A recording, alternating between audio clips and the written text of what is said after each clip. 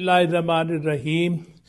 ਮੈਂ ਜਨਾਬ ਇੱਥੇ ਅੱਜ ਮੌਜੂਦ ਹਾਂ ਵੈਸਟਚੈਸਟਰ ਦੇ ਵਿੱਚ, ਪੈਨਸਿਲਵਾਨੀਆ ਦੇ ਵਿੱਚ। ਅਤੇ ਇਹ ਮੇਰੇ ਸਾਹਮਣੇ ਜਿਹੜੀ ਸ਼ਖਸੀਅਤ ਬੈਠੀ ਹੋਈ ਹੈ ਇੱਥੇ ਦੀ ਮਸ਼ਹੂਰੋ ਮਾਰੂਫ ਸਾਡੇ ਡੈਲਵਰ ਦੇ ਵਿੱਚ ਵੀ ਜਿਹੜੇ ਨਾ ਜੀ top one of the top heart specialist ਜਿਹੜੇ ਨੇ ਪਾਕਿਸਤਾਨ ਤੋਂ ਤਲਕ ਰੱਖਦੇ ਨੇ। ਅਜ਼ੀਮ ਡਾਕਟਰ, ਬਹੁਤ ਹੀ ਇਨਸਾਨ ਦੋਸਤ ਡਾਕਟਰ ਨੇ, ਬਹੁਤ ਹੀ ਅੱਛੇ ਡਾਕਟਰ ਨੇ।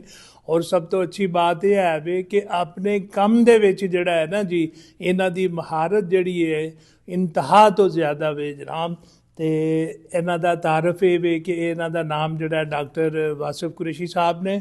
ਅਤੇ ਮੈਂ ਅੱਜ ਇੱਥੇ ਆਇਆ ਵਾਂ, ਕਾਫੀ ਦੇਰ ਦੇ ਉੱਤੋਂ ਮੈਂ ਜਿਹੜਾ ਹੈ ਨਾ ਜੀ ਟਾਈਮ ਲੈਣ ਦੀ ਕੋਸ਼ਿਸ਼ ਕੀਤੀ ਸੀ। ਅੱਜ ਬਿਲਾਖਰ ਮੈਂ ਟਾਈਮ ਲੈਣ 'ਚ ਕਾਮਯਾਬ ਹੋ ਗਿਆ ਜੀ। अस्सलाम वालेकुम डॉक्टर साहब। अस्सलाम शहजाद साहब, की हाल है तुहाडा? अल्लाह दी बड़ी मेहरबानी। डॉक्टर साहब ਇਹ ਜਿਹੜਾ ਤੁਸੀਂ ਪਾਕਿਸਤਾਨ ਦੇ ਉੱਤੋਂ ਆਪਣਾ ਕਾਮਯਾਬੀ ਦਾ ਸਫ਼ਰ ਕੀਤਾ ਅਤੇ ਤੁਸੀਂ ਅੱਜ ਇੱਥੇ ਅਮਰੀਕਾ ਦੇ ਵਿੱਚ ਪਹੁੰਚੇ ਜੇ, ਅਤੇ ਜ਼ਰਾ ਤੁਸੀਂ ਆਪਣੇ ਪਾਕਿਸਤਾਨ ਦੇ ਉੱਤੋਂ ਕਿਹੜੇ ਸ਼ਹਿਰ ਦੇ ਉੱਤੋਂ ਜਿਹੜਾ ਹੈ ਨਾ ਜੀ ਤੁਸੀਂ ਸਫ਼ਰ ਦਾ ਆਗਾਜ਼ ਕੀਤਾ, ਇਬਤਦਾਈ ਤਾਲੀਮ ਕਿੱਥੇ ਹਾਸਲ ਕੀਤੀ ਔਰ ਇੱਥੇ ਅਮਰੀਕਾ ਕਿਵੇਂ ਪਹੁੰਚੇ? चलो बहुत शुक्रिया जनाब।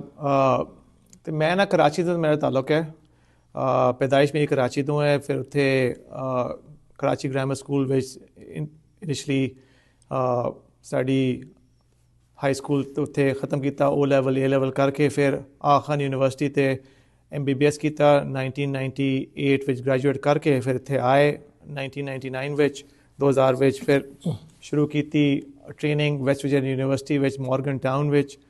उत्थे 7 साल ट्रेनिंग की medicine, cardiology, interventional cardiology, endovascular करके फिर मैं इत्थे डेलीवर आया तो कम शुरू किया इत्थे 2007 विच। और उसदे बाद कार्डियोलॉजी शुरू की, इंटरवेंशनल कार्डियोलॉजी। उसदे बाद सारे नवे प्रोसीजर जिहड़े आ रहे सी, वैल्व रिप्लेसमेंट ਉਹਨੂੰ ਕਹਿੰਦੇ ਟ੍ਰਾਂਸਕੈਥੇਟਰ ਏਓਰਟਿਕ ਵਾਲਵ ਰਿਪਲੇਸਮੈਂਟ ਟੈਵਰ ਦੇ ਨਾਂ, ਅਤੇ ਉਹ ਪਹਿਲਾ ਪ੍ਰੋਸੀਜਰ ਡੈਲਾਵੇਅਰ ਵਿੱਚ ਕੀਤਾ 2012 ਵਿੱਚ। ਉਹਦੇ ਬਾਅਦ ਬੜੇ ਰਿਸਰਚ ਟਰਾਇਲਸ ਕੀਤੇ। ਉਹਦੇ ਨਵਾਂ ਇੱਕ ਸਟੈਂਟ ਆ ਰਿਹਾ ਸੀ, ਉਹ ਅਬਜ਼ੋਰਬਲ ਸਟੈਂਟ, ਉਹਦਾ ਟਰਾਇਲ ਕੀਤਾ, ਬਾਇਓ ਅਬਜ਼ੋਰਬਲ ਸਟੈਂਟ ਦਾ trial, bio drug coded balloon ਦਾ ਟਰਾਇਲ ਕੀਤਾ ਡੈਲਾਵੇਅਰ ਵਿੱਚ। ਪੂਰੇ ਇੰਟਰਨੈਸ਼ਨਲ ਨੈਸ਼ਨਲ ਟਰਾਇਲਸ ਸੀ। ਉਹਦੇ ਬਾਅਦ ਮਾਈਟਰਲ ਵਾਲਵ ਕਲਿੱਪ ਆਵੇ ਉਹ ਲਾਈ, एम्बुलेट डिवाइस, वॉचमैन डिवाइस डेलावेयर पहली सक की। तो हाल ही अब ट्राइकस्पिड वैल्व नवे जोड़े आ रहे हैं तो वो असी डालना शुरू किए अबाउट 2-3 महीने पहले। तो डॉक्टर साहब तुसी पाकिस्तान तो अमरीका कदों तशरीफ ले सो? 1999 तो 2000 विच।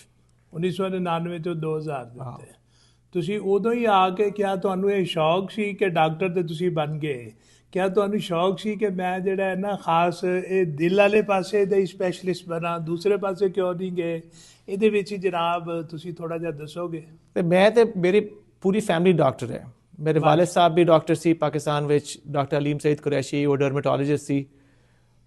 ਜਿਹੜਾ ਪਾਕਿਸਤਾਨ ਵਿੱਚ ਡਰਮੇਟੋਲੋਜੀ ਦਾ ਪੂਰੀ ਸੁਸਾਇਟੀ ਹੈ ਉਹਦੇ ਵਿੱਚ ਉਹਨੂੰ ਬੜਾ ਹੱਥ ਹੈ ਉਹਨੂੰ ਬਣਾਉਣ ਦਾ। ਮੇਰੀ ਵਾਲਦਾ ਵੀ ਡਾਕਟਰ ਸੀ ਅਤੇ ਅਸੀਂ ਸਾਰੇ 4 ਭਾਈ ਬਹਿਨ ਸਾਰੇ ਡਾਕਟਰ ਹਾਂ।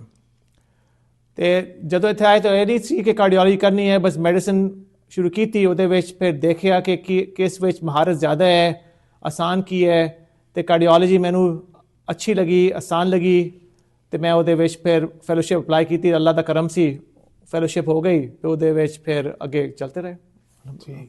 ਅਤੇ ਡਾਕਟਰ ਸਾਹਿਬ ਇਹ ਦੱਸੋ ਤੁਸੀਂ ਕਿ ਤੁਸੀਂ ਇੱਥੇ ਮਾਸ਼ਾ ਅੱਲਾ ਬਣ ਗਏ ਆ ਕੇ ਹਾਰਟ ਸਪੈਸ਼ਲਿਸਟ ਬਣ ਗਏ, ਔਰ ਇਸ ਦੌਰਾਨ ਦੇ ਵਿੱਚ ਬਹੁਤ ਸਾਰੇ ਵਾਕਿਆਤ ਵੀ ਜਿਹੜੇ ਨੇ ਨਾ ਜੀ ਹੋਏ ਹੋਣੇ ਨੇ ਜਿਹਨੂੰ ਤੁਸੀਂ ਕਹਿ ਸਕਦੇ ਹੋ ਜੀ ਅੱਲਾਹ ਤਾਲਾ ਦੇ ਕੋਈ ਮੌਜਜ਼ੇ, ਕੋਈ ਐਸਾ ਮੌਜਜ਼ਾ, ਕੋਈ ਐਸਾ ਵਾਕਿਆ ਜਿਹੜਾ ਦੌਰਾਨੇ ਆਪਰੇਸ਼ਨ ਤੁਹਾਨੂੰ ਕੋਈ ਯਾਦ ਰਿਹਾ ਹੋਵੇ, ਉਹ ਜ਼ਰਾ ਤੁਸੀਂ ਸ਼ੇਅਰ ਕਰ ਸਕੋਗੇ? ਇਹ ਮੌਜਜ਼ੇ ਅਸੀਂ ਰੋਜ਼ ਦੇਖਦੇ ਹਾਂ। ਇਹ ਲੋਕੀ ਜਿਹੜੇ ਆਉਂਦੇ ਹਾਰਟ ਅਟੈਕ ਦੇ ਆਦੇ ਮਰੇ ਹੋਏ ਆਉਂਦੇ ਹੈ, ਅਤੇ ਉਹ ਲੋਕੀ ਇੱਕ ਮੇਰਾ ਇੱਕ ਪੇਸ਼ੈਂਟ ਸੀ ਆਇਆ, ਬਿਲਕੁਲ ਉਹਦਾ ਰੰਗ ਬਲੂ ਹੋ ਗਿਆ ਸੀ, ਮਤਲਬ ਆਕਸੀਜਨ ਮਿਲ ਨਹੀਂ ਰਿਹਾ ਸੀ ਉਹਨੂੰ। ਅੱਛਾ। ਅਤੇ ਅਸੀਂ ਉਦੋਂ ਜਾ ਕੇ ਉਹਨੇ ਆਰਟਰੀ ਖੋਲ੍ਹੀ, ਉਹਨੂੰ ਸ਼ੌਕ ਕੀਤਾ, ਅਤੇ ਅਭੀ ਹਾਲੀ ਘੁੰਮਦਾ ਫਿਰਦਾ ਜਦੋਂ ਆਉਂਦੇ ਮੇਰੇ ਕੋਲ ਗਲੇ ਲੱਗ ਕੇ ਮੈਨੂੰ ਮਿਲਦਾ ਹੈ, ਕਹਿੰਦਾ ਹੈ ਕਿ ਤੁਸੀਂ ਮੈਨੂੰ ਬਚਾ ਲਿੱਤਾ ਹੈ। ਮੈਂ ਤਾਂ ਕਹਿੰਦਾ ਅੱਲਾ ਦਾ ਕਰਮ ਹੈ, ਅੱਲਾ ਬਚਾਉਣਾ, ਜ਼ਿੰਦਗੀ ਮੌਤ ਅੱਲਾ ਦੇ ਹੱਥ ਵਿੱਚ ਹੁੰਦੀ, ਅੱਲਾ ਸਾਨੂੰ ਦਿੰਦਾ ਉਹ ਉਸ ਟਾਈਮ 'ਤੇ ਇਹ ਕੂਵਤ ਹੁੰਦੀ ਹੈ ਕਿ ਅਸੀਂ ਆ ਕੇ ਉਹਨੂੰ ਬੰਦੇ ਨੂੰ ਹੈਲਪ ਕਰਦੇ, ਲੇਕਿਨ ਜ਼ਿੰਦਗੀ ਮੌਤ ਅੱਲਾ ਦੇ ਹੱਥ 'ਤੇ ਹੁੰਦੀ ਹੈ। ਮਾਸ਼ਾ ਅੱਲਾ ਜੀ। ਡਾਕਟਰ ਸਾਹਿਬ ਅੱਜ ਕੱਲ੍ਹ ਦੇ ਵਿੱਚ ਜਿਹੜਾ ਹੈ ਨਾ ਜੀ, ਅਸੀਂ ਕਮ ਅਜ਼ ਕਮ ਜਦੋਂ ਛੋਟੇ ਸਾਂ ਜਾਂ ਸਾਡੇ ਮਾਂ-ਬਾਪ ਸਨ, ਉਸ ਜ਼ਮਾਨੇ ਦੇ ਵਿੱਚ ਅਸੀਂ ਇਹਨਾਂ ਬਿਮਾਰੀਆਂ ਦੇ ਬਾਰੇ ਦੇ ਵਿੱਚ, ਜਿਹਦੇ ਵਿੱਚ ਚਾਹੇ ਸ਼ੂਗਰ ਹੈ, ਚਾਹੇ ਦਿਲ ਦੀ ਹੈ, ਚਾਹੇ ਬਲੱਡ ਪ੍ਰੈਸ਼ਰ ਹੈ, ਚਾਹੇ ਕੋਲੇਸਟਰੋਲ ਹੈ, ਇੰਨਾ ਅਸੀਂ ਉਸ ਪਾਸੇ ਕਦੀ ਦੇਖਿਆ ਕੋਈ ਨਹੀਂ ਸੀ ਹੋਇਆ। ਹੁਣ ਜਿਹੜਾ ਹੈ ਨਾ, ਪਾਕਿਸਤਾਨ ਦੇ ਵਿੱਚੋਂ ਇਲਾਵਾ ਇੱਥੇ ਵੀ ਜਿਹੜਾ ਹੈ ਨਾ ਜੀ, ਦਿਲ ਦੀਆਂ ਬਿਮਾਰੀਆਂ ਕਾਫੀ ਵੱਧ ਚੁੱਕੀਆਂ। ਤੁਸੀਂ ਆਪਣੇ ਆਉਣ ਵਾਲੇ ਮਰੀਜ਼ਾਂ ਦੀ ਆਮਦ ਦੇ ਉੱਤੋਂ ਹੀ ਇਹ ਤੁਹਾਨੂੰ ਪਤਾ ਚੱਲ ਗਿਆ ਹੋਵੇਗਾ ਕਿ ਕਿਤਨੇ ਮਰੀਜ਼ ਜਿਹੜੇ ਨੇ ਨਾ ਇਹਨਾਂ ਦੇ ਵਿੱਚ ਬਿਮਾਰੀਆਂ ਦੇ ਵਿੱਚ ਵਿਚਾਰੇ ਬੁਰੀ ਤਰ੍ਹਾਂ ਜਕੜੇ ਹੋਏ ਨੇ। ਇਹਦੀ ਬੁਨਿਆਦੀ ਵਜ੍ਹਾ ਕੀ ਹੈ? ਇਹ ਬੁਨਿਆਦੀ ਵਜ੍ਹਾ ਸਾਡੀ ਖੁਰਾਕ ਆ। ਔਰ ਅਸੀਂ ਜਿਹੜਾ ਖਾਣਾ ਖਾਂਦੇ ਹਾਂ ਨਾ, ਉਹਦੇ ਵਿੱਚ ਇੰਨਾ ਫੈਟ ਹੁੰਦਾ ਹੈ, ਤੇਲ ਹੁੰਦਾ ਹੈ, ਘੀ ਹੁੰਦਾ ਹੈ, ਔਰ ਉਹਦੇ ਬਾਅਦ ਕੋਈ ਵਰਜ਼ਿਸ਼ ਨਹੀਂ ਹੁੰਦੀ। ਤੇ ਬੰਦਾ ਉੱਥੇ ਬਹਿ ਕੇ ਇੱਥੇ ਲੋਕੀ ਜ਼ਿਆਦਾ ਕੰਪਿਊਟਰ 'ਤੇ ਕੰਮ ਕਰ ਰਹੇ ਹੈ, ਇਹ ਡਰਾਈਵਿੰਗ ਕਰ ਰਹੇ ਹੈ, ਤੇ ਅਗਰ ਐਕਸਰਸਾਈਜ਼ ਨਹੀਂ ਕਰੋਗੇ, ਉਹਨੂੰ ਬਰਨ ਨਹੀਂ ਕਰੋਗੇ, ਤਾਂ ਉਹ ਉੱਥੇ ਦਿਲ ਵਿੱਚ ਜਾਂ ਪੂਰੇ ਬਾਡੀ ਵਿੱਚ ਆ ਕੇ ਉਹ ਜਕੜ ਲਏਗਾ ਤੁਹਾਨੂੰ। ਉਹਦੇ ਬਾਅਦ ਸ਼ੂਗਰ ਵੱਧ ਜਾਏਗੀ, ਬਲੱਡ ਪ੍ਰੈਸ਼ਰ ਵੱਧ ਜਾਏਗਾ, ਕੋਲੈਸਟਰੋਲ ਵੱਧ ਜਾਏਗਾ, ਉਹਦੇ ਬਾਅਦ ਹਾਰਟ ਜਾਂ ਸਟ੍ਰੋਕ ਹੋਏਗਾ, ਤੇ ਇਹ ਤੇ ਚੀਜ਼ਾਂ ਹੋਣਗੀ। ਠੀਕ। ਤੇ ਇਸ ਤੋਂ ਬਚਣ ਵਾਸਤੇ ਜਿਹੜਾ ਹੈ ਨਾ ਜੀ, ਸਾਨੂੰ ਕਿਹੜੀਆਂ ਖੁਰਾਕਾਂ ਜਿਹੜੀਆਂ ਨੇ ਜ਼ਿਆਦਾ ਫਾਇਦੇਮੰਦ ਹੈ ਨੇ, ਤੇ ਤੁਸੀਂ ਉਹਦੇ ਵਾਸਤੇ ਵੀ ਜ਼ਰਾ ਦੱਸ ਦਿਓ। ਜਾਂ ਕੋਲੇਸਟਰੋਲ ਤੋਂ ਬਚਣ ਵਾਸਤੇ ਜਾਂ ਇਸ ਚੀਜ਼ ਤੋਂ ਕੋਈ ਉਹ ਖਾਸ ਖੁਰਾਕਾਂ ਨੇ, ਜਾਂ ਕੀ ਖਾਣਾ ਚਾਹੀਦਾ ਹੈ ਕਿ ਜਿਹੜਾ ਬਚਣਾ ਚਾਹੀਦਾ? ਔਰ ਉਹਦੇ ਨਾਲ ਤੁਸੀਂ ਇਹ ਵੀ ਦੱਸ ਦਿਓ ਕਿ ਕਿਤਨੀ ਦੇਰ ਤੋਂ ਬਾਅਦ ਜਿਹੜਾ ਹੈ ਨਾ ਜੀ, ਲੋਕਾਂ ਨੂੰ ਟੈਸਟ ਆਪਣੇ ਕਰਾਉਣੇ ਚਾਹੀਦੇ ਨੇ ਆਪਣੀ ਸਿਹਤ ਦੇ ਬਾਰੇ ਦੇ ਵਿੱਚ, ਜਿਹੜਾ ਹੈ ਨਾ ਜੀ, ਉਹ ਵੀ ਜ਼ਰਾ ਲੋਕਾਂ ਦੀ ਅਗਾਈ ਵਾਸਤੇ ਦੱਸ ਦਿਓ। ਅਗਰ ਕੋਈ ਬੰਦਾ ਯੰਗ ਹੈ, ਉਹਦੀ ਫੈਮਿਲੀ ਹਿਸਟਰੀ ਹੈ, ਉਹਦੀ ਕੋਲੈਸਟਰੋਲ ਦੀ ਜਾਂ ਹਾਰਟ ਦੀ, ਤੇ ਉਹਨੂੰ 25 ਸਾਲ ਦੀ ਉਮਰ ਬਾਅਦ ਆਪਣਾ 1 ਸਾਲ ਵਿੱਚ ਕੋਲੈਸਟਰੋਲ ਆਪਣਾ ਚੈੱਕ ਕਰਾਉਣਾ ਚਾਹੀਦਾ ਹੈ। ਤੇ ਚੈੱਕ ਕਰਕੇ ਉਹਦਾ ਵਧੀਆ ਹੈ ਕਿ ਕਮ ਹੈ ਕਿ ਕੀ ਹੈ, ਵਰਿਸ਼ करनी चाहिए। पहले बाद फूड खा, बंदा गोश्त खा ले, चिकन खा ले, फ्राइड फूड्स कम से कम खाए, रोटी नान चावल ਉਹਦਾ भी मिकदार कम खाए बंदा। और वर्जिश बहुत लाजमी है। साथ साथ फ्रैश वैजिटेबल्स, फ्रूट ਜਿਹੜੇ ਹੁੰਦੇ ਹੈ, सैलड ਹੁੰਦੀ है, ਇੰਨਾ फ्रूट मिलता है दुनिया ਵਿੱਚ, ਬੰਦਾ फ्रूट ਹੀ ਖਾਂਦਾ। और एक ਹੋਰ ਬੜਾ ਮਸਲਾ ਹੈ ਕਿ ਸਾਡੇ ਲੋਕ ਰਾਤ ਨੂੰ ਲੇਟ ਬੜਾ ਖਾਣਾ ਖਾਂਦੇ ਆ। ਠੀਕ। ਉਹ ਜੀ ਇਸ਼ਾ ਪੜ੍ਹ ਕੇ ਰਾਤ ਨੂੰ 9 ਵਜੇ ਖਾਣਾ, ਉਹ ਵੀ ਖਾਣਾ ਕੀ ਪਾਏ ਤੇ ਹਲੀਮ ਤੇ ਨਿਹਾਰੀਆਂ ਤੇ ਬਿਰਿਆਨੀਆਂ, ਉਹ ਖਾ ਕੇ ਬੰਦਾ ਸੋ ਜਾਏ, ਤੇ ਉਹ ਤੇ ਬਰਨ ਨਹੀਂ ਹੁੰਦਾ, ਉਹ ਤੇ ਅੰਦਰ ਜਾ ਕੇ ਸਾਰਾ ਬਹਿ ਜਾਂਦਾ ਹੈ। ਸਹੀ। ਔਰ ਤੇ ਉਹਦੇ ਬਾਅਦ ਹੋਰ ਚੀਜ਼ ਵੀ ਹੈ, ਸਿਗਰਟ ਸਮੋਕਿੰਗ, ਵੇਪਿੰਗ ਹੈ, ਤੰਬਾਕੂ ਨੋਸ਼ੀ, ਪਾਨ ਦੇ ਨਾਲ ਤੰਬਾਕੂ ਖਾਣਾ, ਇਹ ਵੀ ਬਹੁਤ ਖਰਾਬ ਹੈ ਪੂਰੇ ਦਿਲ ਦੇ ਲਈ ਔਰ ਪੂਰੀ ਆਪਣੀ ਸਿਹਤ ਦੇ ਲਈ। ਸਹੀ। ਤੇ ਡਾਕਟਰ ਸਾਹਿਬ ਇਹ ਦੱਸੋ ਕਿ ਜਿਹੜੇ ਅੱਜ ਕੱਲ੍ਹ ਜਿਹੜੇ ਨਾ ਜੀ ਇਹ ਬਾਈਪਾਸ ਆਪਰੇਸ਼ਨ ਵਗੈਰਾ ਹੋ ਰਹੇ ਨੇ ਜੀ, ਤੇ ਲੋਕਾਂ ਦੇ ਦਿਲਾਂ ਦੇ ਵਿੱਚ ਤੇ ਅਜੇ ਵੀ ਬੜਾ ਖੌਫ ਹੁੰਦਾ ਹੈ, ਜਿਹੜਾ ਹੈ ਨਾ ਜੀ, ਬਾਈਪਾਸ ਆਪਰੇਸ਼ਨ ਦਾ ਕਿਸੇ ਨੂੰ ਪਤਾ ਚੱਲੇ, ਸਾਰੇ ਨੂੰ ਬੜਾ ਖੌਫ ਹੁੰਦਾ ਹੈ।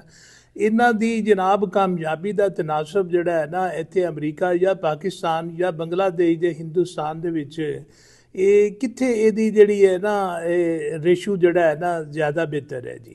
हर जगह है, डिपेंड करता है कि सर्जन कौन है, हॉस्पिटल केड़ा है, और हर जगह का रेशो अच्छा जा रहा है जिधर भी लोग हैं। लेकिन हर बंदा तो नहीं जा सकता इधर उधर, हर महंगी चीज़ होती है, फैमिली सपोर्ट चाहिए है, उसके बाद रिहैब चाहिए है।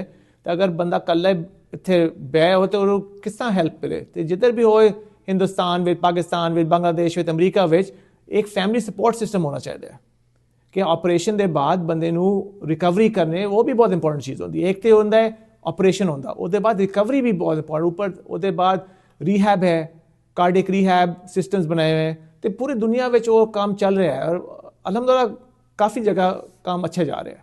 तो ऑपरेशन का प्रोसेस आम तौर के उत्ते कितनी देर का होता जी? बाईपास तो मैं नहीं करता, लेकिन मेरे सर्जन करते थे। हो सकता है 3 से 5 घंटे लग जाते हैं एक प्रोसीजर में। तो और उस तो बाद जो है ना, रिकवरी का पीरियड कितना होता है? रिकवरी होती है अप टू 3 मंथ्स लग जाते हैं रिकवर, अप टू 3 मंथ।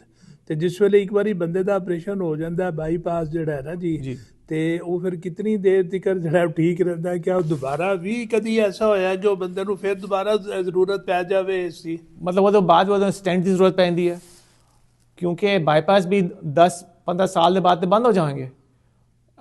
उस टाइम पर भी इंपॉर्टेंट है अपनी खुराक का, शुगर का, कोलेस्ट्रॉल का, ब्लड प्रेशर का कंट्रोल करना, क्योंकि ये चीज़ तो चलती रहती है, खत्म तो नहीं होती। सही। ਤੇ ਡਾਕਟਰ ਸਾਹਿਬ ਇਹਦੇ ਵਾਸਤੇ ਜਿਹੜਾ ਹੈ ਨਾ, ਅੱਜ ਕੱਲ੍ਹ ਜਿਹੜਾ ਹੈ ਨਾ, ਜਦੀਦ ਤਰੀਕੇ ਦੇ ਨਾਲ ਜਿਹੜੇ ਨਾ ਜੀ ਇਹਦਾ ਇਲਾਜ ਜਾਂ ਇਸ ਦਾ ਜਿਹੜਾ ਹੈ ਬਾਈਪਾਸ ਆਪਰੇਸ਼ਨ ਹੋ ਰਿਹਾ ਵੇ, ਕਿ ਕਿਆ ਉਸ ਦੇ ਬਾਰੇ ਦੇ ਵਿੱਚ ਥੋੜ੍ਹੀ ਜਿਹੀ ਜਰਾ ਤੁਸੀਂ ਦੱਸੋਗੇ ਕਿ ਜਦੀਦ ਤਰੀਨ ਜਿਹੜਾ ਇਲਾਜ ਅੱਜ ਕੱਲ੍ਹ ਜਿਹੜਾ ਹੈ ਨਾ ਜੀ ਉਹ ਕਿਸ ਲੈਵਲ ਤੱਕ ਆ ਚੁੱਕਿਆ ਹੋਇਆ ਵੇ, ਕਿ ਮਤਲਬ ਇਹ ਕਿ ਮੈਂ ਸੁਣਿਆ ਸੀ ਕਿ ਕੋਈ ਜਿਹੜਾ ਹੈ ਨਾ ਜੀ ਬਾਈਪਾਸ ਜਿਹੜਾ ਵੇ ਉਹ ਸਿਰਫ ਇੱਕ ਸੀਨੇ ਦੇ ਉੱਤੇ ਸੁਰਾਖ ਕਰਕੇ ਜਿਹੜਾ ਹੈ ਨਾ ਜੀ ਉਹ ਵੀ ਕੰਪਲੀਟ ਹੋ ਜਾਂਦਾ ਵੇ।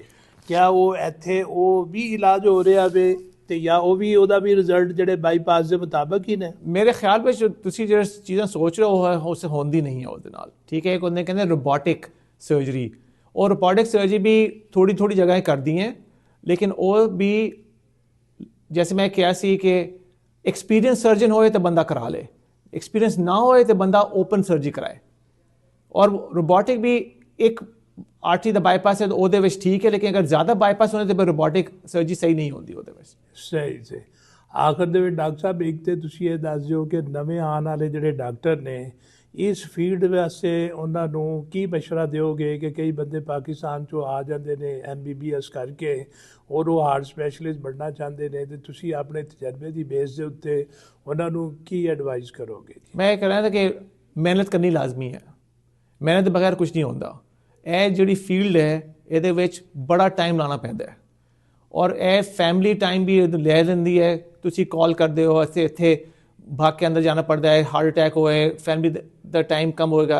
तो यह चीज़ां सोच के रखनी चाहिए कि यह फील्ड जिहड़ी है यह डिमांडिंग फील्ड बहुत है, लेकिन ਇਹਦੇ ਵਿੱਚ ਸੈਟੀਸਫੈਕਸ਼ਨ ਬਹੁਤ ਹੁੰਦੀ ਹੈ ਬੰਦੇ ਨੂੰ। अगर बंदा आ रहा है हार्ट अटैक ਵਿੱਚ ਬੰਦਾ ਮਰਨੇ ਵਾਲਾ है, ਤੁਸੀਂ ਉਹਦੀ ਆਰਟਰੀ ਖੋਲਦੇ ਹੋ ਤੇ ਉਹ ਬੰਦਾ ਰਹਿ ਜਾਏ, ਇਹ ਬੜਾ ਬੰਦੇ ਨੂੰ ਅੱਛਾ ਫੀਲ ਹੁੰਦਾ ਹੈ ਔਰ ਬਾਅਦ ਵਿੱਚ ਉਹ ਫੈਮਿਲੀ ਵੀ ਤੁਹਾਡੀ ਆਪਣੀ ਫੈਮਿਲੀ ਬਣ ਜਾਂਦੀ ਹੈ ਉਹਦੇ ਬਾਅਦ। ਤੇ ਡਿਮਾਂਡਿੰਗ ਫੀਲਡ ਹੈ, ਹਾਰਡ ਵਰਕਿੰਗ ਬੰਦਾ ਹੋਣਾ ਚਾਹੀਦਾ ਹੈ ਔਰ ਟਾਈਮ ਲੈਣਾ, ਟਾਈਮ ਬਹੁਤ ਕਮਿਟਮੈਂਟ ਜ਼ਿਆਦਾ ਹੁੰਦੀ। ਠੀਕ, ਆਖਰ ਦੇ ਵਿੱਚ ਡਾਕਟਰ ਸਾਹਿਬ ਤੁਸੀਂ ਇੱਕ ਇਹ ਜਿਹੜਾ ਫਰਮਾ ਦਿਓ ਕਿ ਲੋਕਾਂ ਨੂੰ ਤੁਸੀਂ ਕੀ ਮਸ਼ਵਰਾ ਦਿਓਗੇ ਆਪਣੇ ਟੈਸਟ ਵਗੈਰਾ ਕਰਵਾਉਣ ਦੇ ਉੱਤੇ, ਕਿੰਨੀ ਦੇਰ ਬਾਅਦ ਉਹਨਾਂ ਨੂੰ ਆਪਣਾ ਔਰ ਕਿਸ ਉਮਰ ਤੋਂ ਬਾਅਦ ਜਿਹੜਾ ਉਹਨਾਂ ਨੂੰ ਟੈਸਟ ਵੈਸਟ ਜਿਹੜਾ ਕਰਵਾ ਕੇ ਆਪਣੀ ਸਿਹਤ ਦੇ ਬਾਰੇ ਦੇ ਵਿੱਚ ਜਿਹੜਾ ਹੈ ਨਾ ਜੀ ਉਹਨਾਂ ਨੂੰ ਜ਼ਰੂਰ ਆਗਾਹ ਹੋਣਾ ਚਾਹੀਦਾ, ਉਹਦੇ ਬਾਰੇ 'ਚ ਆਖਰ ਦੇ ਉੱਤੇ ਤੁਸੀਂ? जैसे मैं किया सी कि एक अगर फैमिली हिस्ट्री है, फैमिली में किसी बाईपास है, कि हार्ट अटैक हुआ है, तो 25 साल की उम्र बाद अपना टैस्ट कराना शुरू कर दो। तो हर साल में एक बारी तो कराना है। अगर किसी को हार्ट का मसला है, ट्रबल है, तो अपने डॉक्टर का हल करे, लेकिन हर 6 महीने बाद तो टैस्ट कराना लाजमी है कि देखें वो शुगर कि है, वह कोलेस्ट्रॉल कह रहा है, ब्लड प्रैशर तो बंदे हफ्ते में 2-3 दफ़ा तो अपना खुद चैक करना जरूरी है। अगर ब्लड प्रैशर मेडिसिन ले रहा है तो बंदा अपने आप को मॉनिटर करेगा तो किस तरह करेगा। ठीक, तो डॉक्टर साहब ਤੁਸੀਂ ਇੱਥੇ ਅਮਰੀਕਾ ਦੇ ਵਿੱਚ ਤੇ ਜਿਹੜੇ ਇਹਨਾਂ ਦੀ ਮਾਸ਼ਾਅੱਲਾ ਬਹੁਤ ਕਾਮਯਾਬ ਸਰਜਨ ਜੇ ਇੱਥੇ, ਕਿਆ ਕਦੀ ਤੁਸੀਂ ਪਾਕਿਸਤਾਨ ਦੇ ਵਿੱਚ ਵੀ ਜਾ ਕੇ ਲੋਕਾਂ ਦੇ ਕੋਈ ਇਲਾਜ ਜਿਹੜੇ ਜ਼ਰੂਰਤਮੰਦ ਹੁੰਦੇ ਨੇ ਜਾਂਦੇ ਜੇ, ਕਰਦੇ ਜੇ ਆਪਣੇ ਜਿਸ ਵੇਲੇ ਵਿਜ਼ਿਟ ਦੇ ਉੱਤੇ ਤੁਸੀਂ ਜਾਂਦੇ ਜੇ ਇੱਥੇ? ਮੈਂ ਜਾਣਦਾ ਉੱਥੇ ਪੜ੍ਹਾਈ ਕਰਨ ਵਾਸਤੇ ਉਹਦੇ ਬੜੀ ਕਾਨਫਰੰਸਿਸ ਹੁੰਦੀਆਂ, ਉਹਦੇ ਵਿੱਚ ਜਾ ਕੇ ਉਹਨੂੰ ਲੈਕਚਰ ਦੇਣਾ, ਲੋਕਾਂ ਨੂੰ ਨਵਾਂ ਤਰੀਕੇ ਜਿਹੜੇ ਆ ਉਦੋਂ ਲੋਕਾਂ ਨੂੰ ਆਗਾਹ ਕਰਨਾ, ਉਹ ਅਸੀਂ ਕਰਦੇ ਹਾਂ। ठीक है जनाब, बहुत बहुत मेहरबानी की, बहुत बहुत शुक्रिया जनाब। चलो बहुत शुक्रिया, जज़ाकल्लाह, अस्सलाम वालेकुम।